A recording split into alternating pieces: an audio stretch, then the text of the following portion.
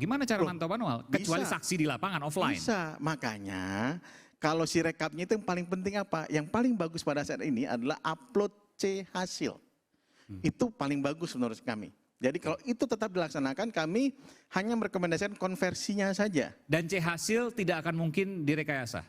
C hasil nggak mungkin direkayasa. Kalau di foto, Mungkin, Bung Adian? Mungkin. iya. Enggak, jangan iya. Bukan, enggak gini. Kita Gini, Bang. Pak. Kalau Mungkin enggak kalau satu hasil direkayasa, mungkin. Ada enggak berapa banyak kertas C1 yang di tip X? Yang Itu benar, itu benar. Nah, Ya, benar Bukan hanya di media sosial yang tidak bisa bertanggungjawabkan. nah, kita juga itu C hasil itu Sebentar saya foto. tanya Pak, Iya. Bapak saya juga melihat juga makanya- ada C hasil yang di tip X di daerah di Papua, itu benar nggak? Yang mana? Di Papua? Iya. Di-upload apa enggak di Papua? Pertanyaannya. Itu ada di media sosial Papua Selatan di Iya, tip X. di-upload apa tidak? Saya tidak tahu karena tidak disebutkan. Jadi Bawaslu tidak menemukan itu. Enggak. Tidak menemukan Bung Adian. di beberapa tempat kelihatan coret-coretnya. Nanti sebentar. TPN sedang mengumpulkan bukti dan buktinya banyak sekali. Nanti kita akan berbantah-bantahan tentang bukti demi bukti yang sedang dilakukan. Tip X ini ya. Tip X dicoret yang segala macam yang kita anggap itu mencurigakan. Bawaslu tidak menemukan hal serupa sejauh ini. Yang mana? Tip X tadi. TPS di Papua. Papua kan Bukan, tidak di upload. beberapa tempat tadi banyak katanya. Enggak ada. Tidak ada, oke. Iya. Baik. Ya kita akan lihat nanti ke depan seperti apa tentu.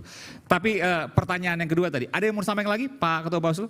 Kemudian kalau misalnya dianggap si rekap ini bermasalah, ya ke depan seharusnya yang hanya upload saja yang kemudian jadi jadi pegangan kita. Upload C hasil. Dulu kenapa jadi masalah? Kenapa kemudian C hasil itu penting? Karena dulu C hasil ini banyak dicari para peserta pemilu dan caleg. Bang Adian mengalami, Bang Maman mengalami pasti. Itu mahal itu namanya C hasil itu. Tapi sekarang begitu diupload tidak ada lagi yang coba main-main lagi. Saya harus hargai nanti sebelum ke Bung Rocky karena Bung Maman harus pergi dari sini karena ada rapat. Enggak, gue mau ngomong kalau Sedikit aja. Oh ada, harus ada Bung Maman. Harus ada Bung Maman, oke. ini ya. Oke, udah oke. Silakan. Oke. Soal Mahkamah Konstitusi tadi juga pertanyaannya bisa disinggung sedikit. Dan di mana diterangkan bahwa yang rekap itu informal, yang manual itu formal? Di mana diterangkan? Undang-undang, Bang. Undang-Undang 7 tahun 2017 yang dipakai adalah manual rekapitulasi berjenjang. Oke, ngerti itu. Artinya bukan informal dan formal, legal atau tidak legal. Berarti yang rekap tidak legal. Ya, enggak gini. Alat bantu sebutannya. Yang, yang alat dipakai untuk kemudian sampai ke tingkat pusat adalah manual rekapitulasi berjenjang. Alat bantu. Jadi dia tidak vital. Sampai berdiri-diri. Tidak. Jadi dia tidak vital. Kalau Anda kesulitan napas, alat bantu bernapas itu vital. Jadi mengapa disebut sesuatu informal tetapi tidak bermakna itu? Karena dia cuma alat bantu. Lo justru alat bantu itu yang diperlukan sementara alat resminya belum ada. Kan berpikirnya begitu. Jadi ngapain mengatakan bahwa yang rekap itu nggak diperlukan? Lo dia legal juga. Bagaimana coba? Bingung kan sendiri? Itu soalnya tuh. Enggak bingung. Negara tidak mempercayai negara. Gini. Di dalam pikiranmu itu alat bantu itu tidak vital karena boleh diabaikan. Lu berhenti bernapas, diperlukan alat bantu pernapasan. Jadi vital alat bantunya. Bukan paru-parumu yang vital. Masalahnya nafasnya alat masih bantunya ada. yang vital. Jangan dibalik. Suka balik-balik pernyataan. Enggak. Kalau Gini. Yang dipakai adalah manual berjenjang. Tahu itu, saya tahu. Manual berjenjang. Benar. Jadi alat bantunya, mana alat bantunya? Coba kemudian bagi nafas, aneh banget lah. Cara Jangan berpikir, kemudian gini ya. Itu logiknya aneh itu. Jadi saya terangin gimana keanehan pikiranmu ya. Coba dengar ya. You anggap, kenapa you percaya pada yang manual? Karena you tahu akan ada perencanaan kejahatan. Setiap penundaan ada perencanaan kejahatan. Jadi dari awal Anda menganggap bahwa ini ada kejahatan karena itu kalau dia direkap itu bisa ada kejahatan. Karena itu pindah ke yang manual. Kan begitu jalan pikirannya kan. Jadi semua yang rekap itu memang rencana kejahatan. Tetapi rencana kejahatan itu bukan di teknisnya. Bukan di 800 TPS. 800.000 TPS. Rencana kejahatan dimulai oleh 1 TPS. Di mana itu? Di Mahkamah Konstitusi. Yang suratnya dicoblos oleh Jokowi sendiri tuh. That's the point itu. Jadi jangan hindari kita bicara substansi dari kejahatan itu adalah TPS di Mahkamah Konstitusi yang ditusuk oleh Raja Wakanda. Itu dasarnya. Gua terakhir Kak, sorry Bang Refli. Silakan Muhammad ya. Penutup aja nih Kak. Pada prinsipnya bagi gua kita menghormati semua yang disampaikan oleh teman-teman ataupun publik adalah bagian dari konteks pengawasan proses pemilu ini menjadi lebih baik lagi ke depannya.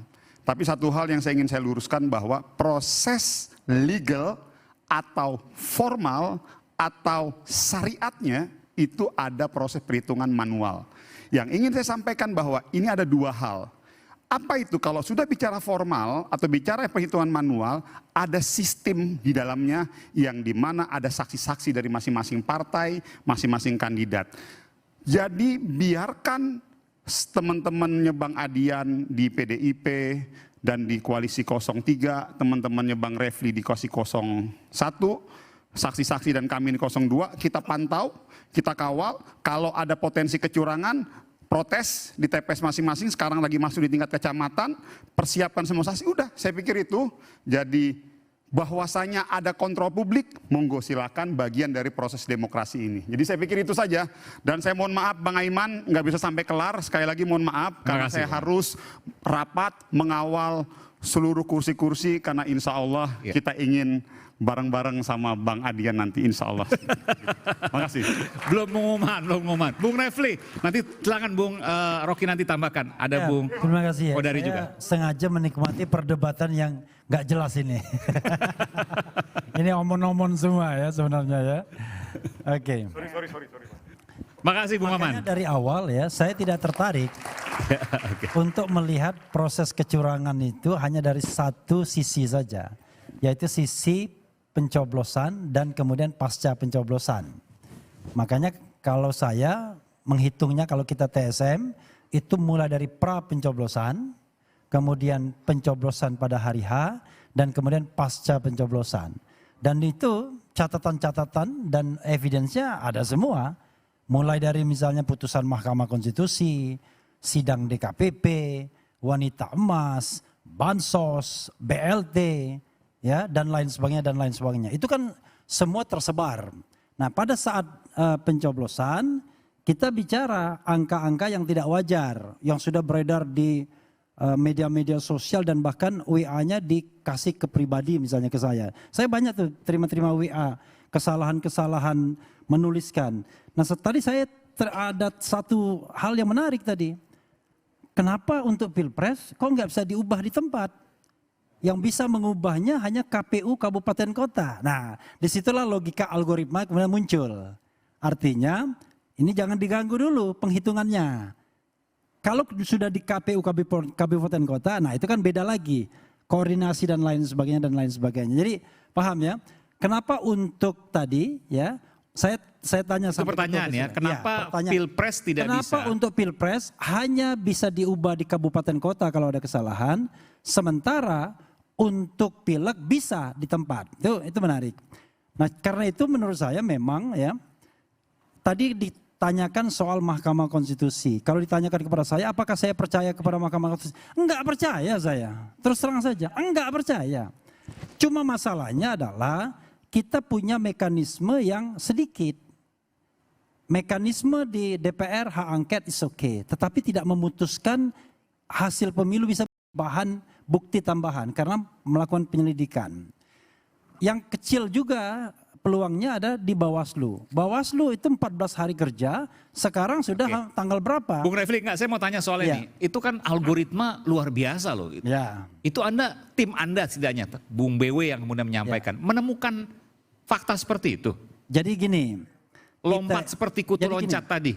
Kita ini banyak itu simulasi ya tadi? Ya, banyak mendapatkan masukan dari pakar-pakar IT, pakar cyber intelligence dan lain sebagainya. Nanti kita kumpulkan semua evidence itu. Pada saatnya kita akan kompilasi, tetapi yang kita tuntut sekarang ini sebenarnya kita nggak berpikir dulu, wah ke MK dulu, lalu Bawaslu dulu, enggak. Yang kita tuntut adalah transparansi di KPU. Salah satunya adalah ayo kita sama-sama lakukan audit forensik terhadap sistem IT di KPU. Baik IT yang terkait dengan Sirekap maupun IT input manual. Memang kita bisa kawal terus dari input di TKP misalnya, ya kan? Lalu sampai kemudian KPU kabupaten kota, KPU provinsi, KPU nasional konsisten. Nah, tadi Karena ikan itu juga input elektronik juga, bukan manual dalam pengertian kita hanya melihat manualnya. Iya, enggak, ini logika yang kemudian tadi disampaikan oleh Bung Maman ya, Bung Maman tadi sudah lewat. Dia bilang begini, kalau Sirekap jangan dilihat karena itu alat bantu. Meskipun Bu Rocky tadi punya pendapat lain, nanti silahkan sampaikan. Kita lihat di manual. Kalau manual nggak usah ada kekhawatiran karena ada banyak saksi di sana. Kabupaten, kecamatan, kabupaten kota dan seterusnya. Jadi nggak mungkin ada kecurangan. Saya jawab dulu. Silakan. Ya itulah logika itulah yang akan dikembangkan seperti 2019.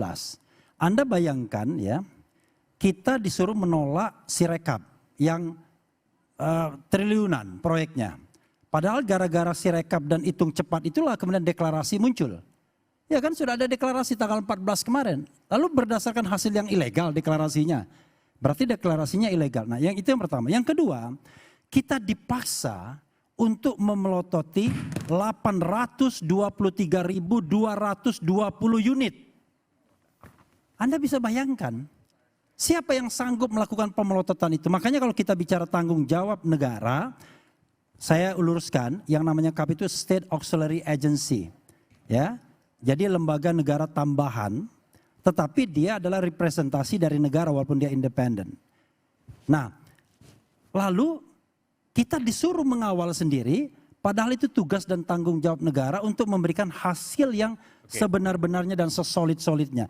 Karena itu, terakhir ya, tidak ada yang bisa menjamin bahwa rekap manual pun tidak bermasalah. Itu kuncinya. Kalau saya menduga, ini baru dugaan yang kemudian akan kita buktikan ke depan. Modelnya adalah di-set terlebih dahulu angka dan presentasinya, kemudian ada yang memperkuatnya, kemudian hitungan Sirekap yang berproses persentasenya itu menyesuaikan dan konsisten terus-menerus, dan terakhir kemudian dihantam dengan manual yang katanya konsisten dengan angka yang sudah di preset itu. Itu keyakinan saya, tetapi sekali lagi. Bentar, gimana itu pelan-pelan? Gimana? Jadi di-set dulu. Ya, ini analisis ya. Analisis saya sebagai lawyer. Ya. Gini, kita ingin meyakinkan bahwa kita akan menang. Karena itu saya sudah sewa, ya kan, stadion 2 hari sebelumnya. Itu kata Tempo kan. Saya sudah set alat-alat untuk ngomong-ngomongnya. Yang kata teman saya yang biasa bikin pertunjukan, nggak bisa itu disiapkan hanya 2 jam. Hanya bisa disiapkan sehari sebelumnya dan sewanya 2 hari sebelumnya. Artinya saya sudah tahu bahwa saya akan menang pada tanggal 14. Sebelum ya. Nah, karena itulah kemudian kita menduga bahwa ada sebuah desain untuk menentukan dulu hasil pemilunya. Makanya saya tadi katakan ada anggota KPPS datang kepada saya, lalu dia berhasil membuka yang namanya Sirekap pada pukul 13. Padahal belum dilakukan rekapitulasi, belum dilakukan penghitungan suara. 13 waktu Indonesia Barat itu? Ya. Dan TPS-nya di Indonesia Barat? Indonesia Barat. 4 provinsi di Sumatera dan 1 provinsi di Jawa. Dia melihat sudah ada isinya itu barang. Sirekap itu. Ada ribuan katanya TPS ada isinya. Dan itu Anda sudah dapatkan dan Anda akan laporkan nanti? Iya, itu bagian dari argumentasi kita. Itu data Anda. Silakan, Bung Kodari punya pendapat soal ini? Pertama soal bahwa sudah menyiapkan acara deklarasi atau acara perayaan dan sudah pesan perlengkapan segala macam, itu jawabannya gampang sekali. Bahwasanya kita sudah melihat dari indikasi hasil survei ya dan analisa-analisa lainnya bahwa 02 akan menang. Dan sebaliknya saya mau mengatakan begini, kalau 01 tidak menyiapkan dan tidak pesan alat band, 01 sudah memperkirakan dia akan kalah gitu loh. Karena kalau dia akan memperkirakan akan menang juga udah pesan juga. Begitu kan? Ya kan begitu. Jadi dari survei begitu ya? Nah, Kodari ini sebenarnya tim sukses, Anda tim sukses 02 atau ahli sih sebenarnya? Enggak, terus terang dong. Saya tim sukses 01, Anda 02. Gini, saya diundang di sini, Anda tim sukses 02 enggak? Gini, saya ataukah Anda bagian dari konspirasi itu? Untuk saya tanya, Anda konsisten dong. Dengan apa yang diberikan kepada saya. Anda konsisten. Kalau Anda menjadi bagian dari konspirasi itu, katakan di publik, saya Kodari yang pertama kali mempromosikan menginginkan Prabowo penting. Jokowi untuk menjadi pasangan dan saya menginginkan Prabowo Jokowi untuk bersatu dan memenangkan pemilihan di Indonesia. Omong dong. Nggak penting Jangan itu. kemudian Nggak Anda penting. membela 02 tetapi Anda tidak berani deklarasi bahwa Anda pendukung 02. Nggak penting itu. Semua Itu dong. orang sudah tahu. Jantan dong, jantan. Jadi orang jangan pengecut. Anda. Semua orang sudah tahu bahwa saya ketua umum gerakan sekali putaran. Kenapa Anda masih nanya? Berarti Anda kurang gaul. Minta maaf. Sesuatu yang sudah diketahui semua orang, Anda masih bertanya kepada harus saya. dibedakan. Itu kan Anda bisa bilang omong-omong, ormas dan lain sebagainya. Anda bilang Loh, saja, kalau saya Anda ini tim aktivis. sukses 02. Saya juga Masalahnya analis, gini, saya protes. juga peneliti. Anda diundang sebagai apa di Soal sini? Anda memberikan Saudari, identitas Anda diundang kepada sebagai apa di saya, sini? terserah saya. Anda Nggak tahu diundang saya sebagai apa? diundang. Ini wilayahnya Diundang sebagai apa di sini? Ainus yang undang. Diundang sebagai apa? Sebagai apa ya? Bukan wilayah saya, ini wilayahnya Ainus. Diundang Jangan Anda sebagai Bung marah. Godari tadi tanyakan, apakah Anda mau menyatakan bahwa Maksud Anda bagian saya, dari jangan 02? sampai Begini, ya. saya Iya atau tidak itu? Ada aktivis, pengamat, peneliti. ada ahli yang kemudian berpura-pura independen, tetapi dia menjadi bagian dari konspirasi itu. Itu yang saya tentang. Karena itu Refli Harun mengatakan saya bagian dari 01. Saya jujur mengatakan tidak main di belakang, main di depan. Ya. Oke. Bung Godari silakan. Oke, jadi balik lagi ya. Anda Saya mau berdiri cuma juga bisa nggak apa? menjawab itu dulu. Anda mau berdiri juga nggak Oh, apa? nggak perlu, udah cukup kok. Dengan kalimat saya sudah mengatakan dengan jelas. Nah, saya sekarang mau nanya kepada Bang Bagja nih sebagai Ketua Bawaslu.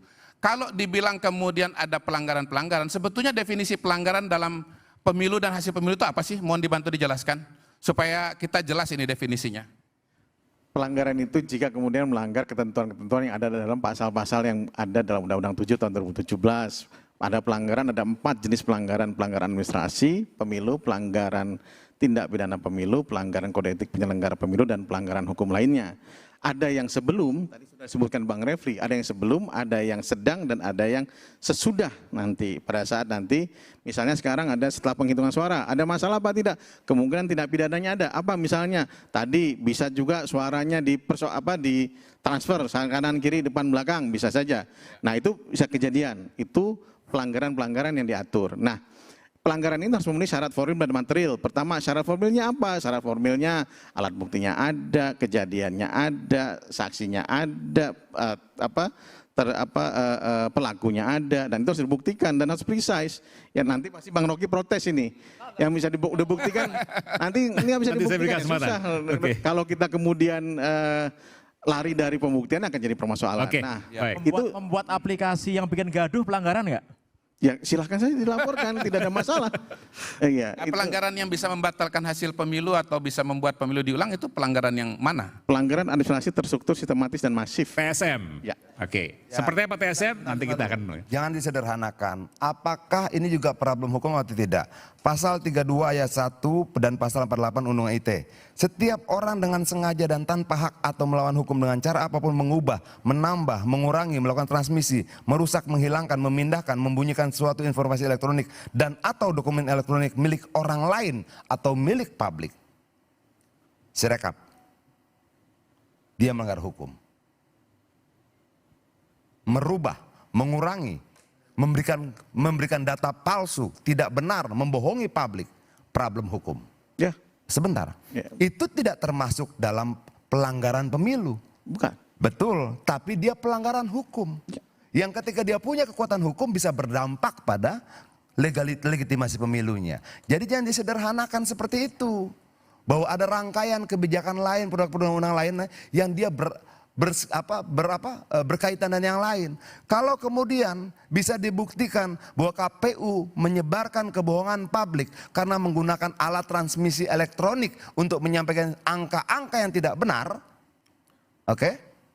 Rontok nggak yang lainnya? Rontok, walaupun dalam undang-undang pemilu tidak masuk kategori pelanggaran pemilu. Tapi inilah kejahatan pidana yang berdiri sendiri, yang vonisnya bisa berdampak pada legitimasi hasil pemilu. Demikian. Oke. Vonisnya enggak. Kemudian apakah bisa membatalkan hasil pemilu? Ya enggak. Gini, batalnya hasil pemilu tidak cuma karena satu. Nah, Tidak cuma karena dalam Undang-Undang 7 tahun 2017 itu jelas nanti sengketa hasil di Mahkamah Konstitusi. Kemudian pelanggaran hukum pidana lainnya, apakah membatalkan hasil pemilu? Dia tidak membatalkan secara serta-merta, tetapi dia mengurangi legitimasi hasil pemilunya. Silahkan kalau itu kami. Oh, iya dong. Dan ini kan semua sudah tahu. Kenapa orang berani berbuat Ada perbedaan tafsir hukum di sini. Bukan. Ya. Enggak, Bukan yang jelas disebutkan sebagai pelanggaran membatalkan hasil pemilu bukan Enggak. kemudian undang-undang ITE. Semua orang berani. Kenapa semua orang berani berbuat curang? Dalam konteks ini, main curang habis-habisan. Karena waktunya cuma 3 hari. Tanggal 20 Maret. Kesimpulan sudah dibacakan. Partai politik yang keberatan cuma punya waktu 3 hari untuk Untuk ke menyampaikan. MK. Ya. Ya. Di luar itu lancar. Dan itu berat. Dan orang bermain dalam wilayah yang sangat sempit ini. Itu loh. Makanya saya bilang, pertarungan kita tidak cuma gugat-menggugat dalam konteks pelanggaran pemilu. Tapi kita akan bertarung dalam undang-undang dan peraturan hukum lainnya. Baik, kita akan segera kembali saat lagi. Tetap bersama kami Rakyat Bersuara. Kita akan masuk ke sesi terakhir. Saya akan kembali saat lagi.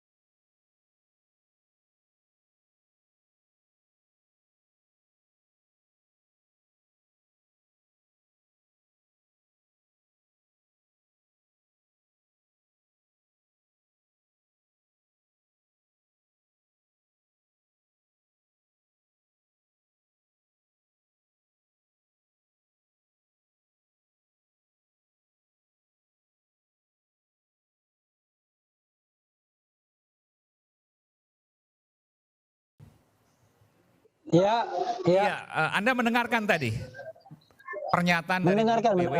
Dan juga saya munculkan simulasinya. Ini belum pernah muncul simulasi di mana-mana, baru di iNews ini muncul sehingga orang mudah untuk kemudian membayangkannya.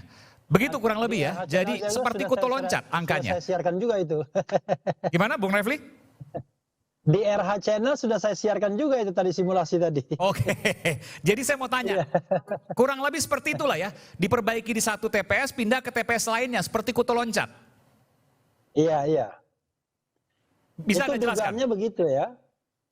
Nah, coba bayangkan kita ada 823.220 tempat pemungutan suara TPS ya.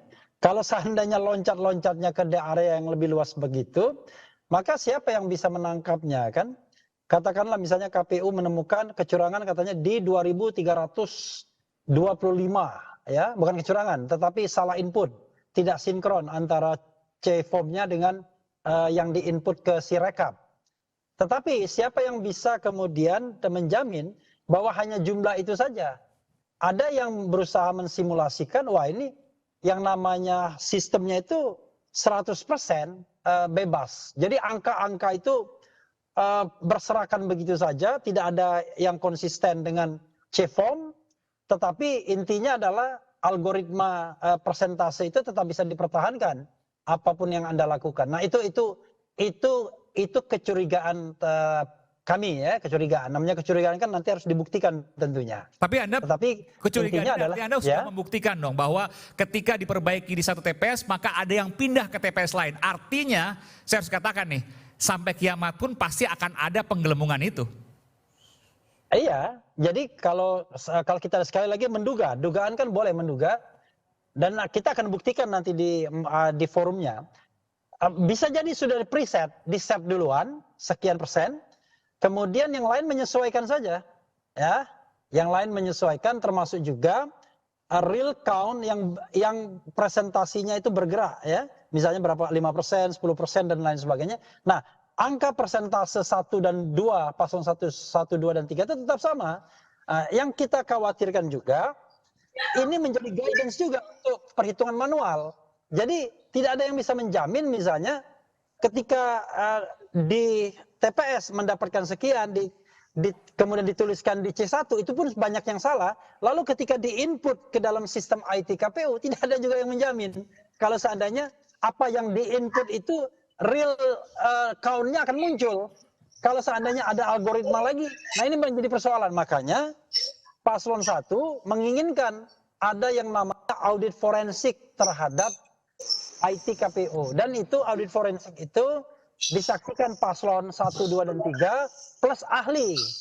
Kan katanya ingin transparansi. Nah dari situlah kemudian kita bisa transparan apakah kecurigaan itu benar atau tidak. Itu kan hanya satu sisi ya. Soal Sirekap, soal IT. Ya. Tapi sisi yang lain kan kalau kita bicara karena... TSM kan banyak kecurangan-kecurangannya. Oke, nanti kita bicara soal kecurangan lain dulu. Ini kita bicara soal satu sisi saja. Satu sisi yang menurut saya ini luar biasa. Kenapa? Karena ini tudingannya bisa kemana-mana. Bukan soal angka yang seperti Kuto loncat tadi, ratusan, ada yang puluhan ribu. Ada yang bahkan ratusan ribu. Ada yang jutaan juga. Kan Timnas Amin juga mendapatkan yang jutaan di Lampung ya. Tapi kemudian jumlahnya... hanya satu itu yang saya dapat informasinya. Artinya kalau mau disampaikan semuanya ada penggelembungan. Begitu ya. Tapi bahwa Anda menuding bahwa yang paling banyak digelembungkan itu adalah dari pasangan 02. Begitu kan? Iya, jadi polanya adalah karena pola bebas tadi itu semua suara itu di banyak tempat itu beda-beda antara 1, 2, dan 3. Artinya bisa saja yang digelembungkan semua calon atau yang dikurangi semua calon, tetapi intinya adalah tetap lebih menguntungkan paslon 02. Jadi secara algoritma kami ingin membuktikan sekali lagi ya, bahwa memang sudah di-preset algoritma tersebut. Sudah di apa? Memang Bung Refli, mohon maaf, sudah di apa? Di-set terlebih dahulu, preset. Sudah di-reset, sudah diteliti lebih dahulu? Ya, bukan di-set. Oh di-set, oke, sudah diatur terlebih dahulu. Ah gitu. Oke, siapa yang atur? Kok menguntungkan 02? Ini kan tudingan luar biasa. Ya, saya kira ini bukan tudingan. Ini sesuatu dugaan yang harus kita buktikan di pengadilan. Ya, tentu kita tidak bisa mengatakan bahwa ini ada mafia atau aparat terlibat atau misalnya ketua dan anggota KPU terlibat. Tetapi hal yang kita ingin buktikan bahwa memang ada hal seperti itu. Apalagi saya misalnya pernah menerima seseorang yang mengatakan bahwa ketika dia buka sistem Sirekap itu sebelum rekapitulasi, sudah terisi katanya. Sudah terisi di ribuan TPS di 4 provinsi. Jadi ini pun saya kira kita harus buktikan nanti. Dan tentu kita bicara tentang suatu pembuktian. Mudah-mudahan tidak seperti Anda, tiba-tiba dikriminalisasi karena dianggap menyebarkan berita bohong. Ya kan? Makanya saya tanyakan tadi, itu tudingannya serius loh, jangan sampai ujung-ujungnya nanti nasibnya seperti saya dan Bung Rocky Gerung. Sudah penyidikan. Iya. Jadi kalau kita nggak bisa punya kesempatan untuk membuktikan bahwa pemilu ini jurdil atau tidak, kalau seandainya dihadang oleh kriminalisasi. Nah mudah-mudahan, makanya kan saya selalu hati-hati, ini adalah sesuatu yang akan kita buktikan, bukan saya menuding. Iya. Kan untuk membuktikannya itu audit forensik KPU dan kita harus lihat apakah sistem IT-nya beres atau tidak. Apakah betul misalnya dugaan sudah di-set terlebih dahulu. Apalagi deklarasi kemenangan itu kata Tempo sudah dipesan dulu 2 hari sebelumnya. Teman saya yang biasa bikin acara, kalau untuk sound system seperti itu nggak bisa cuma 2 jam persiapannya, itu harus sehari sebelumnya. Lah, pertanyaan kita, kok dari mana? Ada paslon yang sudah tahu bakal menang. Nanti saya akan dalami sambil menunggu Bung Refli, tapi saya harus adil di sini karena ada Bung Kodari yang juga pollster, surveyor yang bisa menjawab itu semua. Ada juga Bung Pratama yang juga merupakan peneliti siber. Tapi jangan lupakan ada Bung Rocky dan Bung Adian juga di sini.